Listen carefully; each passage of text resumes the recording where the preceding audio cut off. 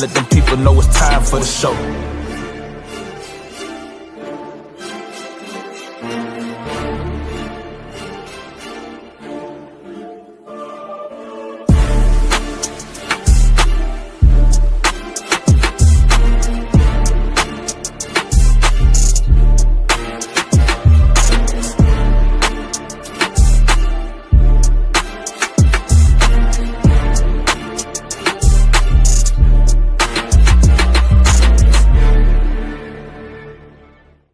Bills Mafia, welcome into your Saturday night destination for all things Buffalo Bills. As always, you're joined by myself, Dave Myers, founder of Built in Buffalo, and my co-host and my best friend in the world, Akeem 𝐟𝐸𝐻𝐿. Hey, Rich, Saturday night, about, 12 hours or so before the Bills take on the Saints. How you feeling, man? Hey, Rich, Akeem 𝐟𝐸𝐻𝐿, Built in Buffalo. If you don't know us by now, ladies and gentlemen, please get to know us. And the Saints come marching in, and hopefully it's for a loss. I'm feeling great. The Buffalo Bills are 3-0. We hope to go 4-0, right? The Chiefs and the Ravens, they're both 1-2. One of those guys are going to go 1-3. I don't wish injuries on anybody, but Joe Burrow's hurt. So it's we want to keep things flowing. We don't want to get overly excited in week 4, but I like the direction it's going right now for the Bills, so I feel good. Yeah, I like that vibe too. I want to let's continue that vibe throughout the entire show. We do have a pretty packed show. Obviously, we have some Bills injury news. We'll give you what we know about Maxwell Hairston, Ed Oliver, Matt Milano, things we've seen this week that the teams reported. We do want to spend a little bit of time talking about the Ravens and Chiefs. I feel like that is a very important topic when it comes to the Buffalo Bills and the AFC. We want to talk about the AFC and some opponents down the road and some things and how the AFC is kind of stacking up. Only 3 weeks in, but after week 4, maybe we'll have a little bit better of a picture. So we want to kind of look into that. Obviously, we're going to talk heavy about Bills and Saints and give you our previews, predictions, keys to the game, all that good stuff. As always, hey, Rich, where do you want to go first? What do you want to start with, man? The floor is yours.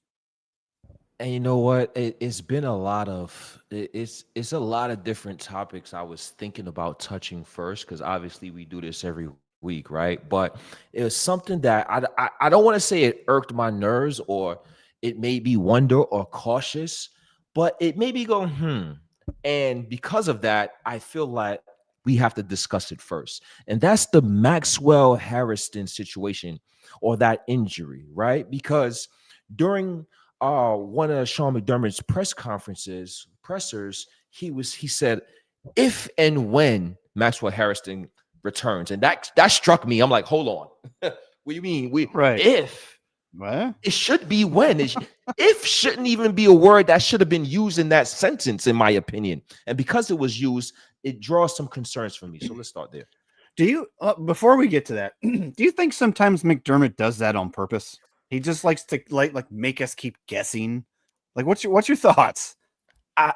You know what? I do feel that way a little bit. I feel that way a little bit because we understand what type of coach and what type of staff we have. They don't want to get too much information out there. They don't want to give away too much information. And then they say things just to make you wonder. And hopefully this is just one of those things that's making us wonder and it's not actually held true in terms of the progression or maybe the lack thereof from Maxwell Hairston's injury.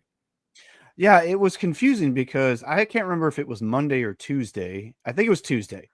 McDermott, like you said, well, if and when he'll be ready. And then all of a sudden you see videos on Thursday and videos on Friday of him jogging. He's running around. Now, obviously, because he was put on the IR, he can't practice in pads.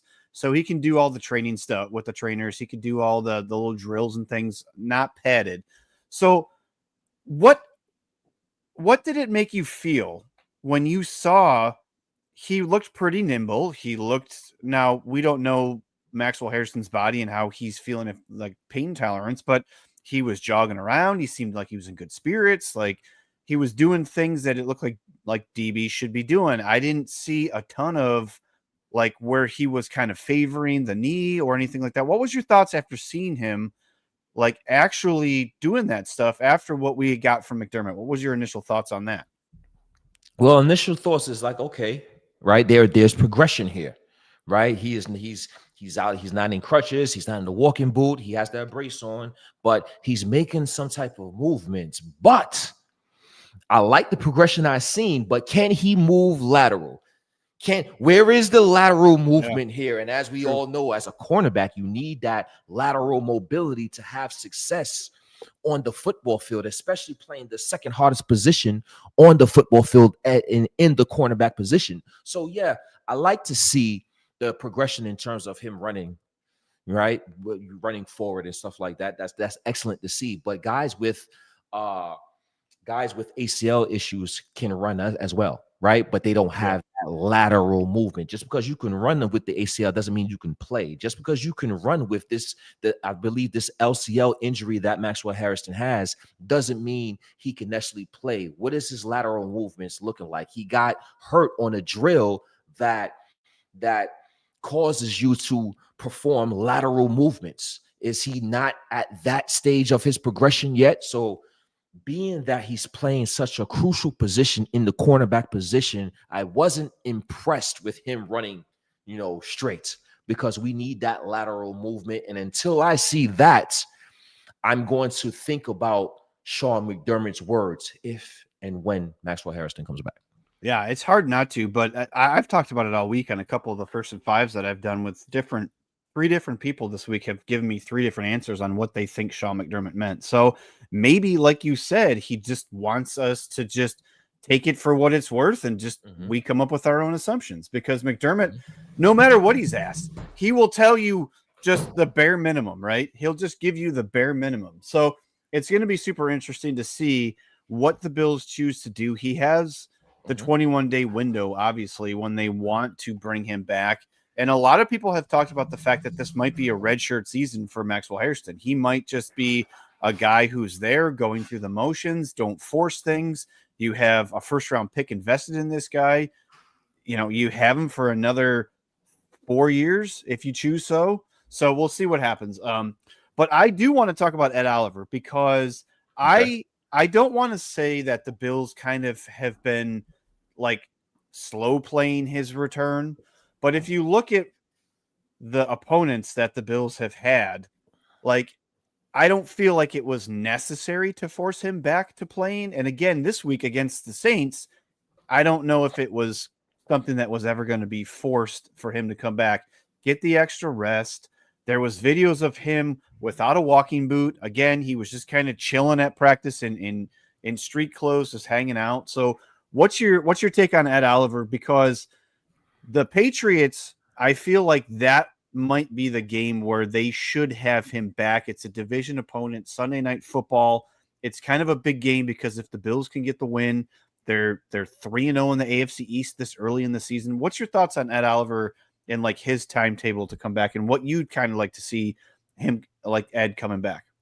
And it's unfortunate that Ed Oliver, is nursing the injury that he has, but we have to always look at stuff as the glass half full, right? Of course, we don't want to risk injuries on anybody. We want our players to play a full 17-game season, but God forbid if they were to encounter an injury, we just hope it's not a season ender, right? And luckily for us, Ed Oliver is not a season ender. And I think, we're a little bit more lucky because, the NFL is a professional football league, and these are all professionals, but the New Orleans Saints and the schedule that we have is not the top tier schedule right now, where we're playing guys like, the Baltimore Ravens, the Kansas City Chiefs, the Los Angeles Chargers, the Philadelphia Eagles. We're not playing those upper echelon teams. So even though we don't want injury to none of our critical players, our main players, our core players, if they have to have injury, we hope they can come back, and Ed Oliver will be coming back shortly.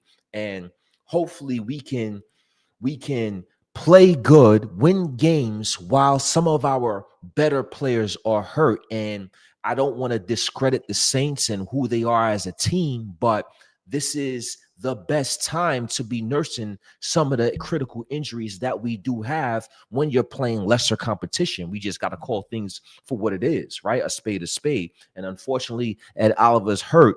And unfortunately, Matt Milano is hurt. And unfortunately, Maxwell Harrison's hurt. But the competition that we're playing, we should be able to sustain success in terms of accumulating victories with the players we do have on the football field, because we still think that they're better than the opponents that we're facing. That's an excellent point, because I wanted to talk about Deion Walker, and I feel like this is doing nothing but helping Deion Walker. And you could throw TJ Sanders in there too if you wanted to. I feel like it's not down the stretch, right, where we have the Eagles and we have, you know, the Bengals, and we have some of these other teams that we need to beat. It's like you said, and it's a great point to make, that get these guys in now. Hopefully nothing else can happen with, you know, Ed Oliver, and we can push Maxwell Harrison in when we need him to, and obviously Matt Milano, who we're going to talk about here next. But yeah, I mean, I like what I've seen from Deion Walker. Has it been perfect? No, but it's been nice to see him.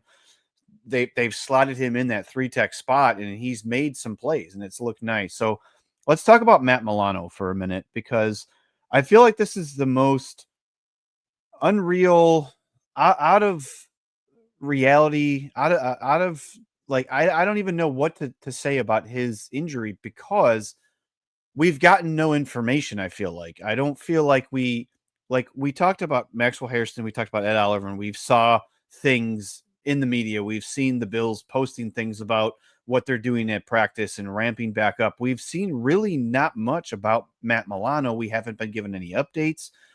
And again, we talked about Matt Milano last week, and, you know, there's no way that we should be using not having Matt Milano as an excuse, because we're used to it, right? It's like, I hate to say, it's like second nature now. It seems like all the time we're just saying, well, we don't have Matt Milano. So what's your thoughts on Milano's injury?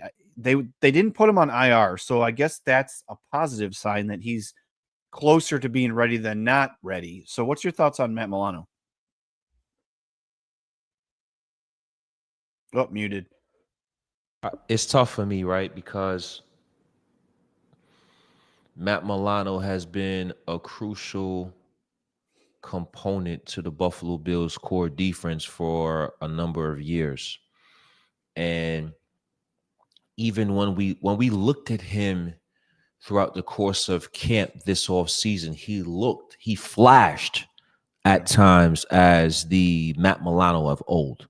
But there is a reason why we reconstructed his contract and he's a free agent after this year. Right. And this is unfortunately the reason. And it sucks, man, because I'm you know, he's one of my favorite players during the 10 years since he's been a Buffalo Bill. He's done nothing but make big plays. He's one of the players on defense that, you know, make game-changing plays. I'm not sure how much he has left, you know, and not necessarily because of the age, but because of the injury history. And injury history, it can speed up your age. You could be older in playing despite your age not saying that, based on your injury history. And I think now it's a combination of both with Matt Milano. He's getting up there in age, 30, 31 years old, and now he's starting to get a lengthy or extensive injury history. And throughout the course of the first couple of games, even though it's a little sample, I don't think he's popped out on the screen as much during this season. I could be wrong. If y'all seen Matt Milano, you know, play with his hair on fire like you used to, maybe I'm seeing wrong. But so what I'm seeing thus far, I'm seeing a guy that's aging. I'm seeing a guy that is nursing different injuries year after year, and I think that is ultimately affecting the impact he makes on the game when he is healthy. So it's unfortunate that he's going through this injury, but we're used to it. Almost, we may be almost numb to the situation of Matt Milano being hurt. So let me unfortunate. Ask you, yeah, it is. And let me ask you this: does this remind you of Luke Kuechly at all? Now, I'm not comparing the players, right? I'm not I'm not saying Matt Milano's as good as Luke Kuechly and vice versa. It's just careers that just got chopped off because of, obviously, Kuechly had the concussion issue. And now Milano, it seems like every year in the offseason, we're like, well, you know, this defense what it will be like if Matt Milano can play 17 games. And if you go back and you look at his statistics as far as games played, try to find me a full season. And now I'm not knocking the guy. It's a combative sport, like you always say, but this kind of reminds me of the Luke Kuechly issue, where I don't know if he's not on a Bills roster next year, maybe he'll get rostered somewhere else. But does this remind you of, like, and it has nothing to do with the Sean McDermott ties, because we all know Sean McDermott coached Luke Kuechly in Carolina, but does it kind of remind you of, like, what could have been for Matt Milano? Because I think the same thing all the time of Luke Kuechly. Like, dude was a Hall of Fame talent linebacker. And I feel like Milano, like you said, there was so many times when the Bills needed a play and it was Matt Milano. Even when Tremaine Edmonds was here, it was Matt Milano. So, like, what's your thoughts there? Just kind of, you know, I know I kind of went off tangent there, but, like, is there a correlation? Like, do you think about that at all? Like, what could have been with Matt Milano? You know what? I can see, I can see some similarities there. At the same time, Luke Kuechly, man, he was just, when he's healthy, ridiculous. He's just one of one. We're talking about a guy that, he's only played 8 seasons in the NFL, but he's been a Pro Bowler for 7 of those seasons. After his rookie season, he's been a Pro Bowler ever since. So I think he's, in terms of playing talent-wise, when both are healthy and in their prime, Matt Milano is a Pro Bowl caliber linebacker. Luke Kuechly is an all-world, all-pro caliber linebacker. So I think that's the only difference there. But I do see some similarities in terms of what would have been if injuries didn't take place. Agreed. It's tough to think about. I like this question. It's kind of getting ahead of where we're at in the show. But who do you think will be inactive? So Akeem knows. I can tell you right now, I know who's going to be inactive. I'm gonna bitch and moan about it. It's going to be Curtis Samuel. So is there anybody else? I mean, Jordan Phillips, and we didn't even have this on our slate, but Jordan Phillips has been called up from the practice squad, and I think it was just a matter of time. And I would be hard pressed to think that he's not going to play tomorrow. I feel like they're going to get him in there, let him do his rah-rah stuff, get him some, into the rotation, stuff like that. But what's your thoughts on inactive tomorrow? The usual suspects, or is there, because we talked about Landon Jackson last week. Like, is this a game where he could play? Like, what's your thoughts? I don't think so. I think we would be seeing the usual suspects we've seen throughout the course of the first 3 games. I think, obviously Curtis Samuel will be inactive. And, unfortunate based on the financial and the cap situation. But I think besides Jordan Phillips being active, I think it's going to be status quo in terms of who's inactive with the injuries we have. You think Phillips will play, or you think he won't get a jersey tomorrow? I think I definitely think he has a chance to play, especially the way that Sean McDermott, Bobby Babbage loves to rotate in and out their defensive linemen. Jordan Phillips being active, I think he definitely has a chance. You know who I can see being called up very soon from the practice squad? Who's that? Jordan Poyer. I knew he was going to say him. and I'm glad you did say him, right? Because I have a question to ask you. Okay. So we all, obviously we all have our feelings with the safety situation. Yeah. Right. Damar Hamlin, Cole Bishop, Taylor Rapp, what have you. Right. We see Jabril Peppers. He's making an impact in Pittsburgh. He got cut in New England. He came back. He faced New England. You probably don't like PFF. He had a 90.2 PFF grade, and he had an impact in that game. You are preaching to the choir. Like, right? I made videos on Jabril Peppers. It's like, damn. It's like we probably could have, and me personally, I think he would have been a seamless fit for the Buffalo Bills. I think he would have been a seamless fit for the Bills. I think he's a McDermott guy. Yeah. I feel like, hey, go back there and protect everything back there. Just go back and protect. But now seeing that, now we got another guy that's out there. And I don't think he's as talented. Maybe, who knows? Everybody may have an opinion. Gardner Johnson was cut. CJ Gardner Johnson was cut from the Houston Texans this past week. What are your thoughts about CJ? Are being the fact that we've had, our safeties we have, CJ's cut. Do you think he improves the roster? What do you think about CJ there? He's a controversial guy. You're gonna What do you set think me, about that? you're gonna set me up for a rant that I delivered in one of our group chats that I don't know if I want to derail the show like that. So, okay. So I've said for a few years, and you and me, Akeem, we've had conversations on shows like this, just off air, on just in text messages, whatever. I think that the Bills sometimes have too many choir boys and too many Mm, culture. If they don't fit, we don't take a second look at them.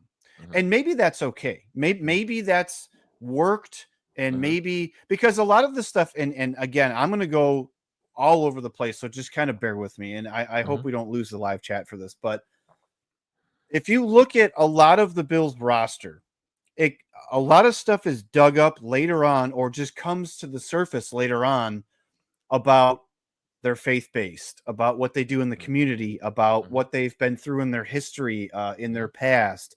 They have a lot of feel good stories about tough upbringings. And mhm, like, there was a huge story that broke this week about how Josh Allen found faith this offseason and stuff like that. And we all know Sean McDermott and how he is. So mhm, to me, I feel like this team needs a couple just badass dudes.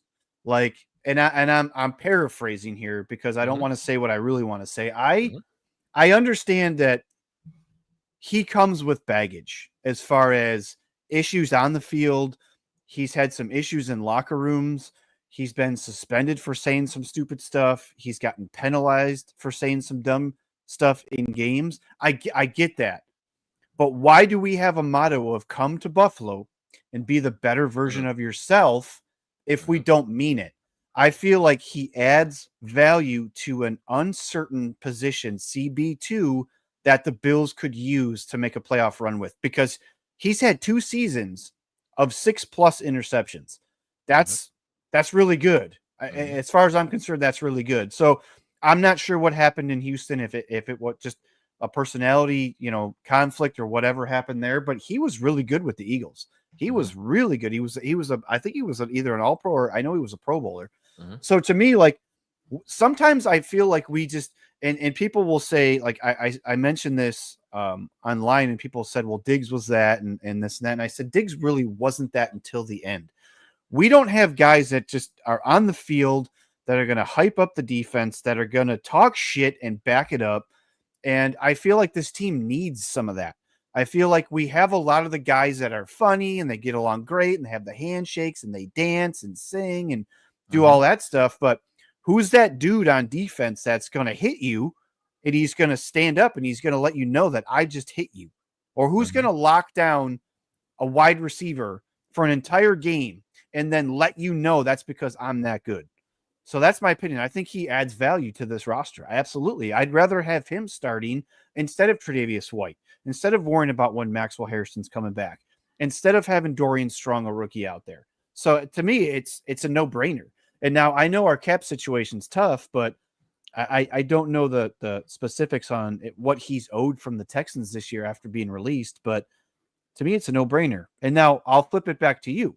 mm. Any of what I just said, how do you feel? And how do you feel about him as a player, possibly if he could be added to the Bills?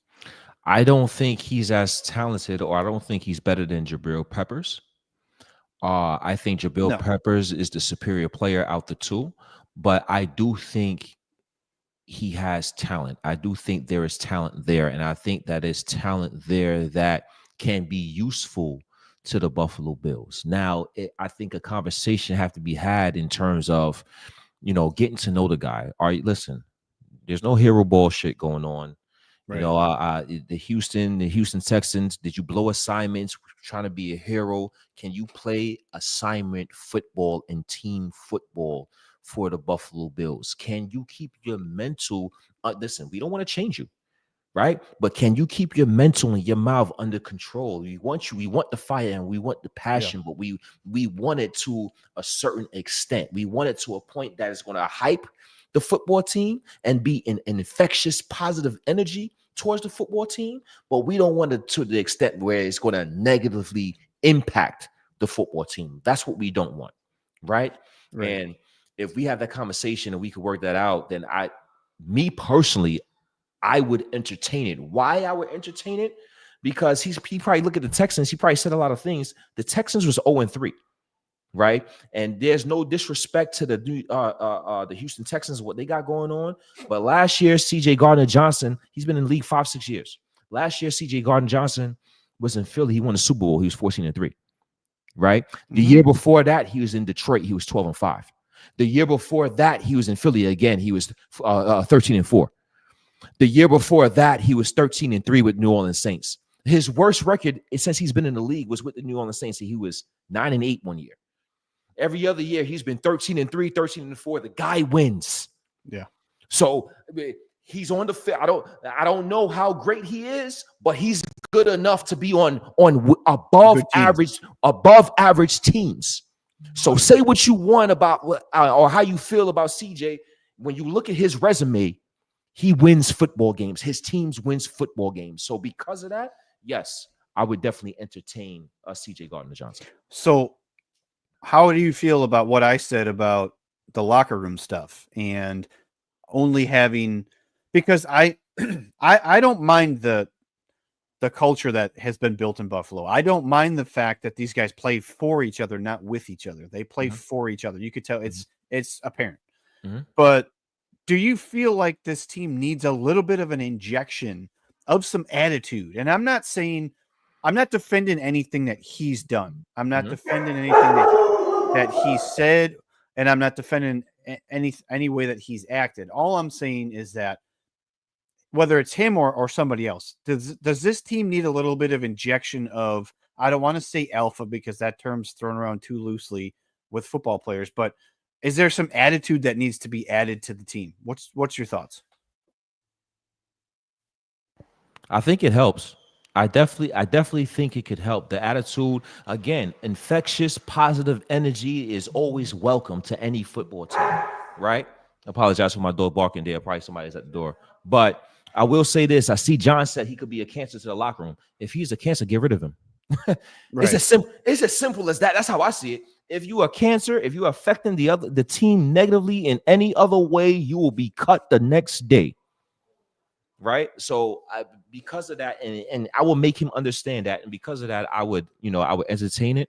And if he does become that cancer, then I would relieve ourselves from that situation if it becomes negative. All right. That was a good question. All right. So we have a bunch of stuff we want to talk to, because I do want to save the Bills and the Saints for the later part of the show, that kind of like the meat and potatoes of the show. Do you want to talk Ravens and Chiefs? I feel like that is a pretty important game, and I've listened to WGR, I've listened to other content creators, other Bills podcasts, and there seems to be a couple different points of view in how to look at this game and how you would want the result to go. So I'll ask you, as far as Chiefs Ravens 4:25 Sunday, I can't wait to watch that game. Like I'm pumped to watch that game, because it's a game that's important. It's going to seem kind of like a mini playoff game. I know it's week 4, but I just want to see a really good game between, I'd say there's still two really good teams, and it's going to directly affect the AFC going forward. So I'll ask you, Akeem, what's your thoughts on this game? How do you feel this game? How do you want this game to play out? How does it favor the Bills? And then we can kind of go back and forth and just kind of talk it through if you want to. I think it's a huge game in terms of seeding for the Buffalo Bills. We've always been clamoring at the idea or the fact that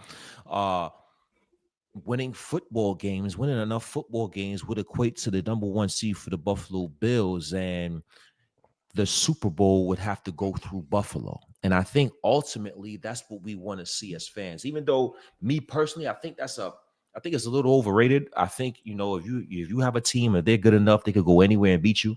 Right. But we want that advantage. We feel that we have the best fans in the world, right?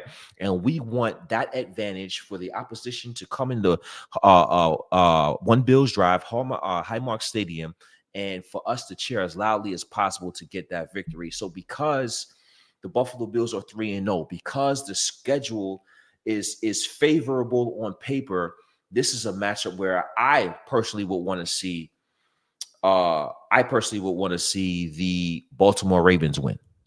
Ooh, okay. We're gonna Yeah. disagree on this, I think. What's your like end game or end goal for that and reasoning behind wanting the Ravens to win? We're 3-0. If we beat the if the Chiefs win, the Ravens go 1-3. I think that, me personally, even though that the Kansas City Chiefs has been a thorn to the Buffalo Bills side for a number of years, obviously eliminating us for 4 years, I have confidence. Call me crazy. I have confidence that the Buffalo Bills can beat the Chiefs, this time around. And not saying that I don't have confidence that the Baltimore Ravens we can't beat Baltimore, but I think this year, I think that would be the tougher opponent. Now, of course, they're both going to be hard opponents for the Bills, but I think this year the Buffalo Bills match up really well against the Kansas City Chiefs. So if the Buffalo Bills were to face those, I would rather face, you may disagree, I would rather face the Chiefs in the playoffs than the Baltimore Ravens. All right, so I have so much follow up. What you got? I want the Chiefs to win, and I'll never ever say that again. Yes, because they have a tougher division. This isn't going to mean squat to the Ravens because the Ravens can go 1-3, and who's taking them out? That's not the Browns. They just mollywop the Browns. I don't think the Steelers are anything. The Steelers are going to Steeler. Like they got 5 turnovers against the Patriots and they barely won that game. And then you have the Bengals without Joe Burrow for at least 3 months. And if they're out of playoff contention, Joe Burrow's not going to come back this season. He's just not. So if the Chiefs get to 2-2, right, and the Ravens are 1-3, you're now essentially up 4 games on the Ravens. You're still 2 games up on the Chiefs. You play them week 9. So if you win, then you can go 3 games up on them. But I just feel like the Chiefs have the division that they can lose. They've already lost to the Chargers. I don't know what the Broncos are yet. They're an average football team right now. I don't know if they've regressed. And then the Raiders are the Raiders. So I feel like I'd rather have the Chiefs win because I do have the next 5 weeks for the Chiefs and the Ravens. And I'm going to lay it out for you right now. So the Chiefs have, after the Ravens, they have Jacksonville, Detroit, the Raiders, Commanders, and then the Bills. Oh, that's tough. They in trouble. They better win tomorrow. Let's talk about it. They better win tomorrow. Right. So let's talk about it. So if they get to 2-2, they're going to play. Are they going to beat Jacksonville? Honestly, yes. You think they'll beat Jackson? You think that Kansas City will beat Jacksonville? I do. I'm not a big believer in Trevor Lawrence and the Jacksonville Jaguars. So let me pencil it in. Now they're 3-2. They're not beating Detroit. I don't think so. Detroit's going to boat race them. I don't. So now they're 3-3. Then they play the Raiders. They'll probably beat the Raiders. So now they're 4-3, and then they play the Commanders. So if they lose to the Commanders, they're 4-4 coming into Buffalo, and the Bills will have had their bye. So the Bills could potentially be 7-0 heading into a 4-4 Chiefs. And the Bills win. It's a wrap for the Chiefs. Okay. So let's look at Baltimore. I like it. So Baltimore after the Chiefs has Houston. That's a win. That's a dub. So if we say that the Ravens, we'll just go with my scenario that the Ravens are going to lose. Yeah. Okay. So they beat Houston. They're 2-3. Then they have the Rams. So they're 2-4. Yeah. Then they got their bye week. Then they have the Bears. So the Bears will be that's probably a win. So that's 3-4. Then they have the Dolphins. That's probably a win, 4-4. Then they have the Vikings. So that's probably 5-4. And that's with losing to the Chiefs. So they're still 5-4. The Bills at that point could be 7-0. Depending on what happens with the Chiefs. Right. And the Bills still have the tiebreaker. So either way you spin it, like I feel like the Chiefs winning. That's just my opinion. I'm not saying there's anything wrong with your opinion because I see where you're coming from. I just feel like the Ravens division is just so much easier that they can get away with They started 0-2 last year. So and then they just started whooping ass. So We'll see. We'll see what happens. It's going to be interesting, though. I just hope it's a really good game. I mean, Patrick Mahomes and Lamar Jackson. Can we? And this wasn't on our notes, and I wanted to talk to you specifically about this because we're diehard Bills fans. I think obviously that's easy to say. So I saw a lot of stuff this week about the Lamar Jackson, Josh Allen discourse between the fan bases. How does that make you feel? Because obviously we want to beat Lamar, we want to beat the Ravens, but why is it that we have to knock down one guy to prop up another guy? And it's both sides. It's the Ravens fans will knock down Josh to prop up Lamar, and the Bills fans will knock down Lamar to prop up Josh. What's your thoughts on that? That's just, the nature of being competitive, the nature of competition. We not only want to have the better team, the best team, we want to have the best quarterback. And when I say we, that's Baltimore Ravens fans, and that's us as Bills fans or as well. Me personally, I'm just appreciative of witnessing greatness on both sides. Right. I think I think at some points, and this conversation is not going to go nowhere. They're both in their primes of their careers. They're going to be doing this for the next 7 years, 5 to 7 years. Well, at some point, in my opinion, I think we have to take a step back and appreciate greatness, right? Because we've seen as kids, we've seen great players. We've seen Tom Brady. We've seen Peyton Manning, and we've seen the great players. And I think we've been wasting time rooting against the players so long because we have our teams that we want to root for, that we forget our individual love for the game, and we forget that we have to appreciate greatness. And even in competition, we have to respect and appreciate greatness. So right now, I'm taking it all in watching these guys because they're not going to be around forever, right? So while they're around, instead of we have enough of who's the better quarterback, who's the better team. Let's just take a step back and appreciate that both of these quarterbacks are great, and we can appreciate watching both of these quarterbacks play the beautiful game of football for the next 5 to 7 years while they're in their prime. And then when it's all said and done, we can go back and reflect like, hey, who's better, Josh? But we can both acknowledge, or we can all acknowledge, that both of these quarterbacks were great in their prime. It's like, have you ever seen that meme that's out there? It's like, it says, you don't appreciate the glory days until they're over, and then you look back on it. And that's how I feel with Josh and Lamar. It's like, I feel like we're too busy just constantly beating up the other person as fan bases. I'm not speaking personally, and I'm not speaking for you, of course. I mean, fan base wise, we spend so much energy and so much time just trying to knock down the other guy. We try to find the smallest little mistakes to just kind of like, I saw a comment in the live chat that said that Lamar got sacked 7 times last week. Okay. Like, we don't have to constantly knock down guys. He's still great. He got sacked 7 times last week. He's still great. The team didn't play that great last week. So I just feel like I wanted to get that out there because I've seen a lot of stuff, especially leading up to week 1. And then obviously the MVP stuff is always going to be a debate. And we're already to a point. It's heading into week 4, and they're already putting the betting odds out there. And guess who's number 1? Josh Allen. And guess who's number 2? Lamar Jackson. So it's always going to be constantly refreshed in everybody's mind. So I wanted to touch on it for a minute. Just wanted to get your opinion on it. So you want to talk about the AFC? Right, go quick, ahead. right, quick. And I think both of us fan bases, right? We just, at some point, we got to just appreciate that we have one of the guys.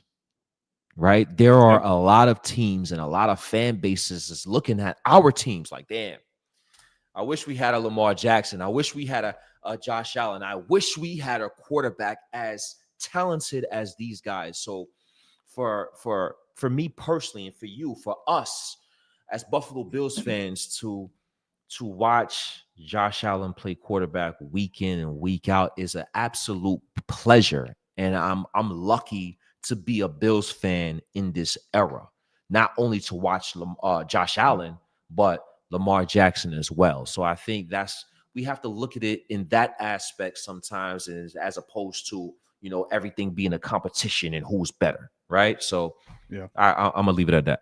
I mean, to me, it's just so rewarding personally because of what we do, creating content and knowing that we actually have a guy that Mhm. every other fan base can speak the ones that know the game will speak positively about, and just you watch clips and you watch the reaction streamers and stuff like that and you're like, this is our quarterback. Like, we've waited so long to have this guy, and it's from where he came from to where he's at now. And I know I'm going way off tangent here, but like, to just, and that's the Ravens fans have to feel the same way. I mean, yes, they had Joe Flacco who won them Super Bowls, but we have these two guys that are going to be doing this at this rate for a long time. And it's just really nice to see. So, and I'll leave it at that, and then we can move on to the AFC. So, Absolutely. one of your topics was you wanted to talk about AFC contenders.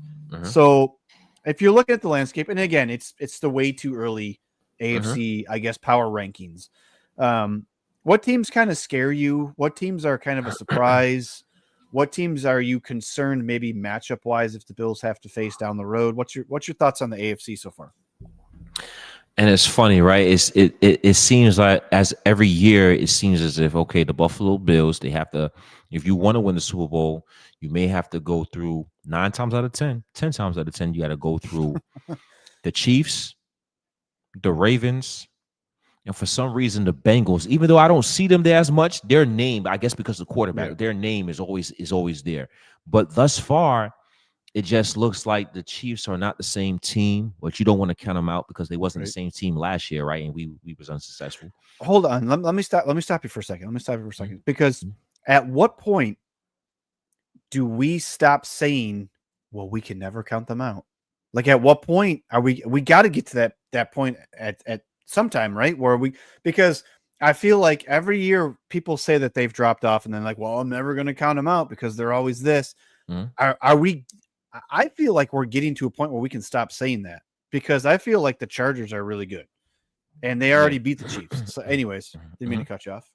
No, you're fine. I think it's going to have to be on, we're going to have to do it ourselves to make it officially like, okay, we got to count the Chiefs out. I think it's got to be a situation where we're playing the Chiefs in a wild card game or a divisional game, and we're going to have to take them out ourselves.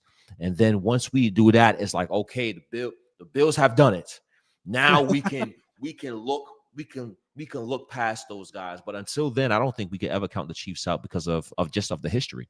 Just the history that of us not being successful. And I don't think they had a superior team last year and they had success. So in the time of need, in the time of playoff situation where Andy Reid can be uber focused on drawing up game plans for the Buffalo Bills, and Steve Spagnuolo's Spags can be uber focused in drawing up game plans for the Buffalo Bills that the Buffalo Bills coaching staff probably didn't expect. Because I think last year, I think the Buffalo Bills ran into some of that. They ran into a Kansas City Chiefs team that had new wrinkles that they haven't seen before, and that's because the coaching staff prepared them to do so. And I don't think our coaching staff was prepared to make that adjustment in time, and that I think affect the outcome of the game. So it's more than just, okay, the team is better than this team. Can the coach, because now the coaching staff is going to do whatever they got to do to get their team over the hump, and they're going to make an extra emphasis to make all the adjustments necessary for their team to be successful. So until I see the Buffalo Bills actually get over that hump, if they run into it, because who knows how the playoffs, maybe the format may set up, but until I see them run into it, the Chiefs are always going to be a team that is going to have to be dethroned. But the other team that I'm looking at, not named Kansas City or Baltimore, is absolutely the Los Angeles Chargers. Yeah, Justin Herbert's special. That's all I'm going to say. Like, their defense is good. They're a very well-coached team. They run the football very well, effectively. They're very disciplined on defense. So that's something to keep an eye on. It's not, I feel like, yes, it's week 3, but that's not just a flash like situation. I feel like they are right there with, they can go toe to toe with the Chiefs. I feel like they can. And I feel like there may be a little bit of a sense of panic tomorrow when we watch the Chiefs and the Ravens. If the Chiefs lose and the Chargers win, they're essentially 4 games behind the Chargers because they have the head-to-head and 3 in the win column. Mhm. So there's a good question here that I'll ask you. Mhm. If McDermott loses again to the Chiefs, does he get fired? No. I don't No. think McDermott would get fired if he lost to the Chiefs. It would Mm-mm. take a lot because if I'm being honest, I don't think Terry Pagula knows how to run sports franchises. I hate saying that because the Bills are super successful, but if you look at the Buffalo Sabres, he does not know how to run that organization. They are being run into the ground. No changes are being made. And I think that I don't want to say he lucked into Sean McDermott and Brandon Beane, Mhm. but I He think lucked in. he kind of lucked into Sean McDermott and Brandon Beane, and then Brandon Beane's legacy is Josh Allen. So as long as Mhm. Josh Allen's here, I think Mhm. Sean McDermott's going to be here. Mhm. I don't ever see this team doing anything so catastrophic that they fire the head coach. It would have to be a 3-win season. And the Mhm. only way I can see a 3-win season for the Buffalo Bills is, knock on wood, something happens to Josh Allen. Mhm. That's the only way I can see that. And it would make that might not even do it. It might have to be a couple of those in a row, and I just don't see that happening. I think Sean McDermott is here until Sean McDermott doesn't want to be here, or Josh Allen retires, or whatever. But Mhm. I don't want to talk about Sean McDermott and the playoff losses to the Chiefs and his postseason performance and stuff like that. I'm not ready to talk about that yet because I feel like we spent all offseason talking about that, and I think it's let's just see where this season gets us until we start considering, what's going to happen if we lose to the Chiefs. Because I have often thought since the end of week 3, this entire week, I've often thought about the fact that the Chiefs are going to be the wild card. They're going to beat the AFC North team in the first round of the playoffs, whatever that, or the AFC, Mhm. one of those AFC, South teams or something. South teams. Mhm. The Colts or somebody. Mhm. And then the Bills end up playing them in the divisional round in Buffalo. So, but we'll see what happens. So, all right, anything else AFC? Are you sold on the Colts? Are you sold on Danny Dimes, Indiana Jones over there? Are you sold on the Colts and 3-0 and they've scored 103 points or something like that? They scored more points than the Bills, and what's your thoughts? No, I'm not sold on Danny Dimes and the Colts, but I see what they're doing. I think that a change of scenery was good for Daniel Jones. I think he, is leaps and bounds better than Anthony Richardson. I think that was a mistake. I think Josh Allen got a lot of these guys drafted. Honestly, I think Josh Allen got Anthony Richardson drafted. I think Josh Allen got Trey Lance drafted in places that they probably wasn't supposed to be drafted in. But Dan Jones is playing good ball. He has an excellent running back in Jonathan Taylor. I think they have good receivers on the outside. They have a good team, but I don't think, do they scare me? No. I think we have enough horses. If we had to go and face an Indianapolis Colts team, we should do the job. We should definitely do the job. They scared me as much as Denver did last year before we faced them in the playoffs. I agree with you 100%. Vegas obviously doesn't think too highly of them because they're like ninth. I think they're the ninth highest favorite to win to go to the Super Bowl. So yeah, so we'll see. All right, let's talk about Bills and Saints. So previews and predictions here. So what do the Bills need to do? And I don't want to sound like a spoiled kid that's got too many toys and I can't pick the one to play with that's the most expensive, because the Bills are 3-0. The Saints are 0-3. The Saints looked really bad against the Seahawks. They had a bunch of special teams blunders. Defensively, they just didn't look great. So what do the Bills have to do? We could start on the offensive side of the ball. What do the Bills have to do offensively to kind of to bring home a win and just kind of wrap this game up and not make any mistakes here? What's your thoughts? I think the Bills just have to, do what they're known to do. Be a control based offense, run the ball, high percentage plays like they've been doing, mistake-free football, and score points. You want to score points. You want to put that pressure on that second-year quarterback, Spencer Rattler. You want him to feel the presence of the Buffalo Bills crowd, and you want to put him in situations where he has to be great. You want to put him in situations where he has to, and the offensive staff has to be off script. Okay, I can't run these plays that I want to play because Josh Allen just put up 14 points in the first two offensive drives. So now I got to go off script and run these plays where, Spencer Rattler has to put us in position or get us back in position to win the game, and that might be a little off script from what they want to do. So the Buffalo Bills just have to apply that pressure offensively, score points often. Yeah, I like your assessment of scoring points often, because I don't like when I have to watch the Bills defense give up a scripted drive for a touchdown. I don't care if it's scripted.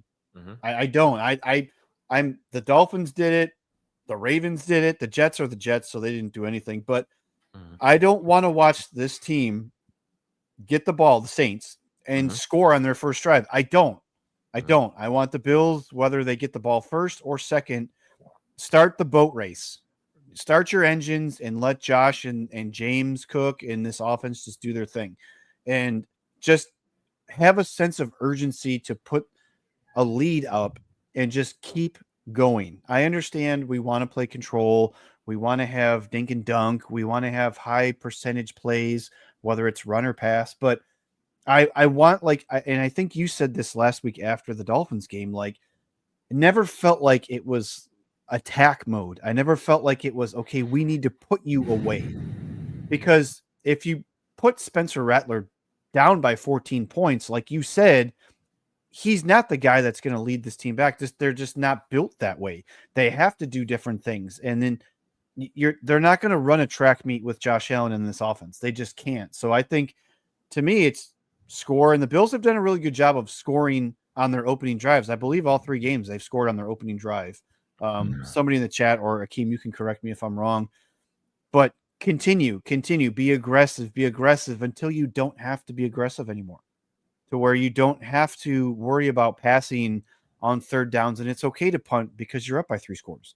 And that's how I feel like the point spreads.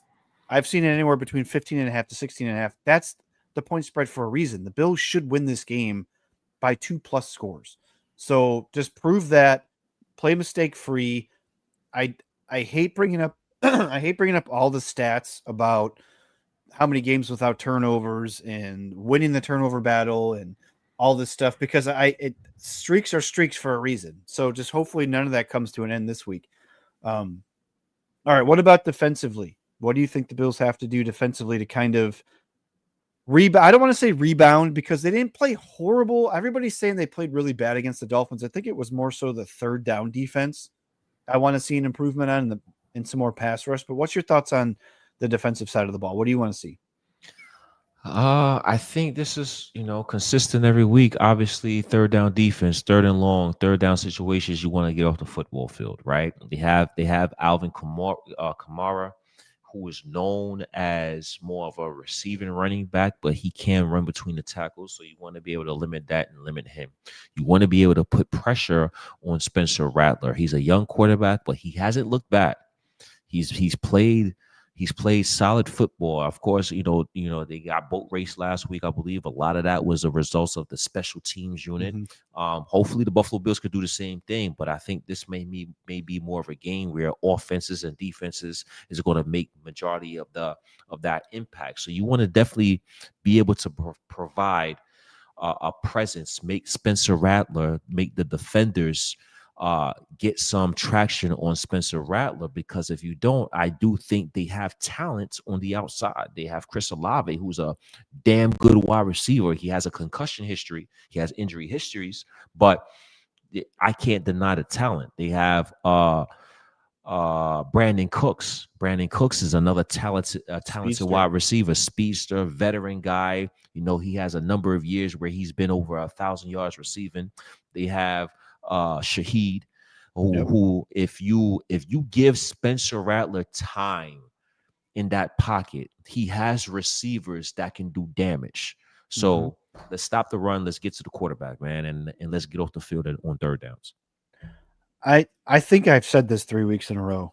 Can I see some form of a pass rush? I just, Greg Rousseau, give me something.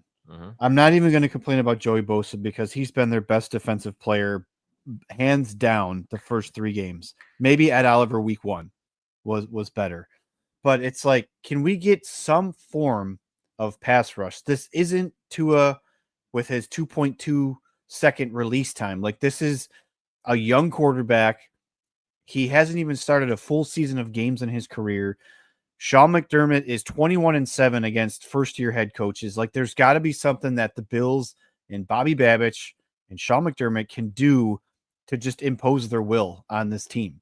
They have the horses. Now just let them out of the stable. They got to get to the quarterback. They have to be able to show me something.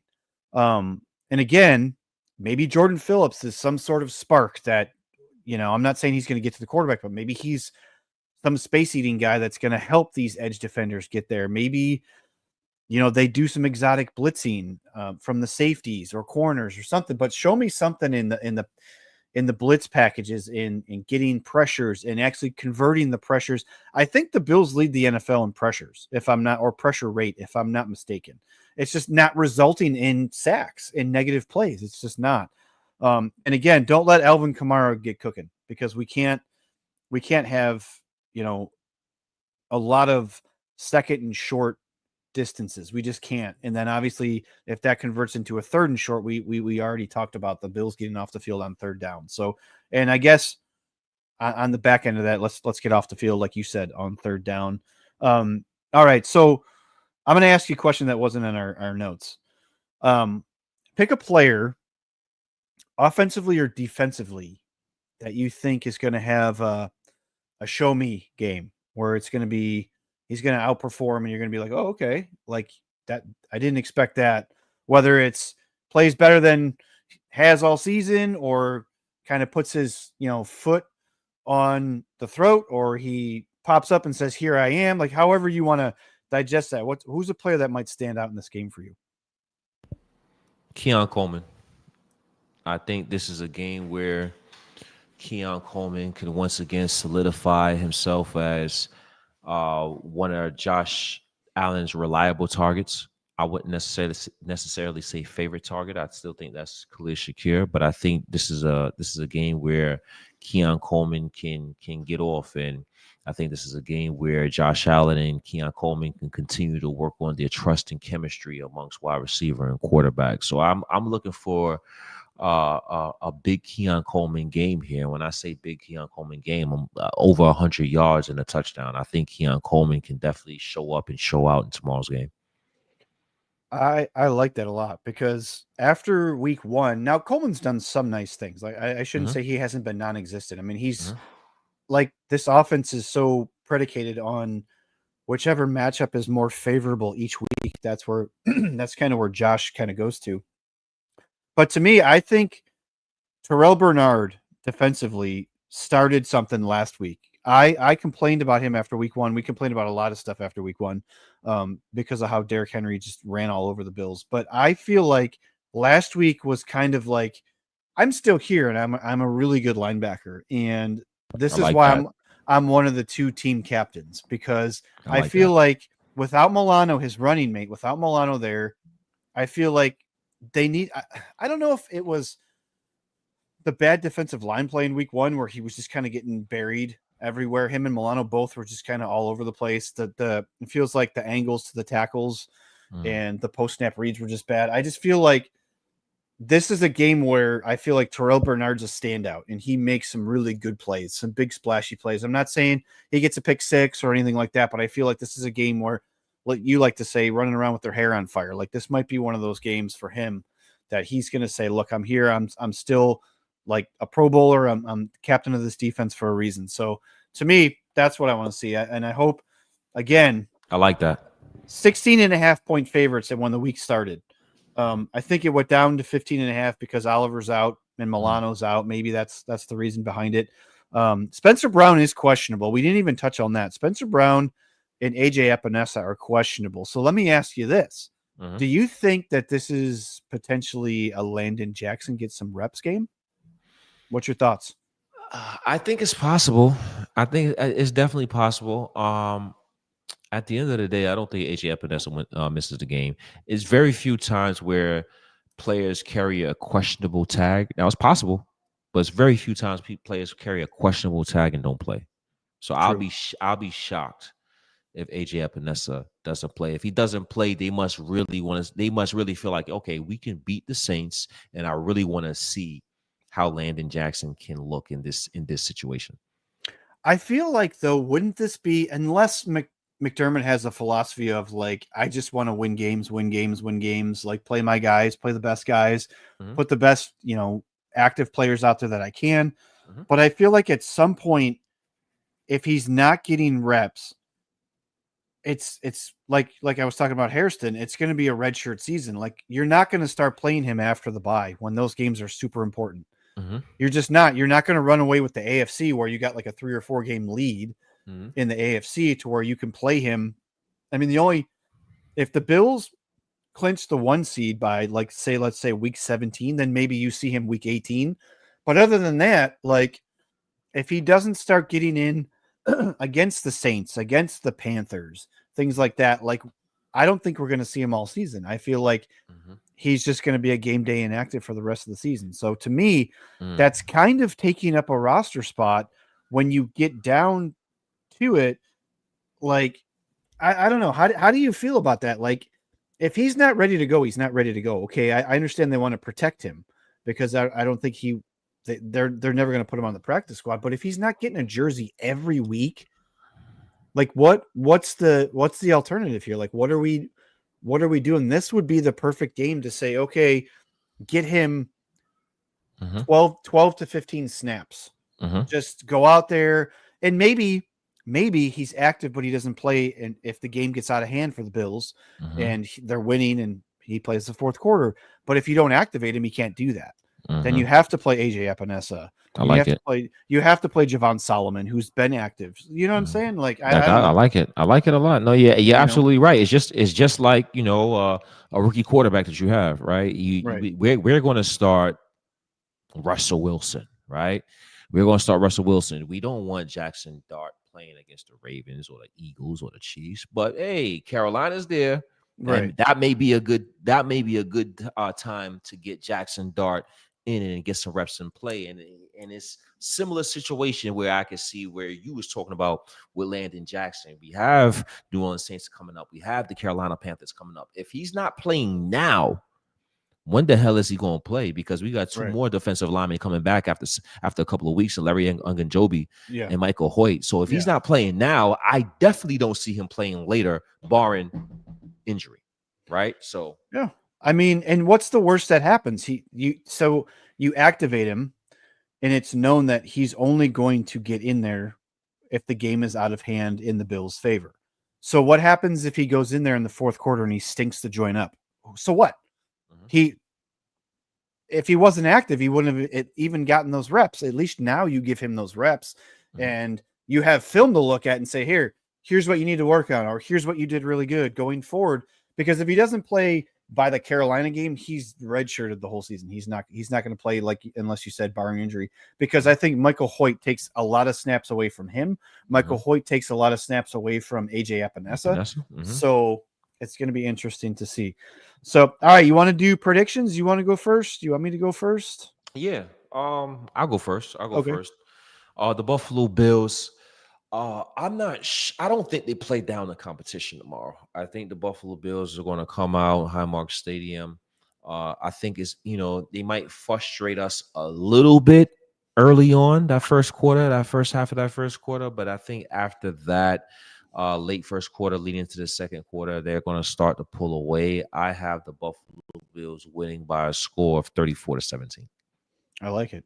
Yeah, I also have the Bills winning. I have them winning 37-13 because unless something historically goes wrong, this team is just better. They have a better offense. I feel like if the Bills can get a lead, at least maybe a 10 or 14 point lead, you alter what the Saints want to do. You put the pressure on that young quarterback and you let Sean McDermott and Bobby Babbitt just open things up defensively. And you just get aggressive.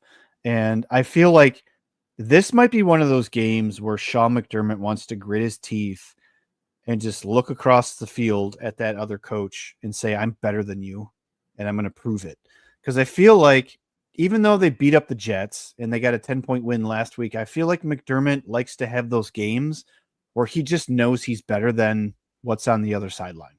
And I feel like this is one of those games. And I just hope that, number one, everybody comes out of this game healthy. Number two, everybody just keeps playing at the rate that they're playing, because this team is playing historically clean football.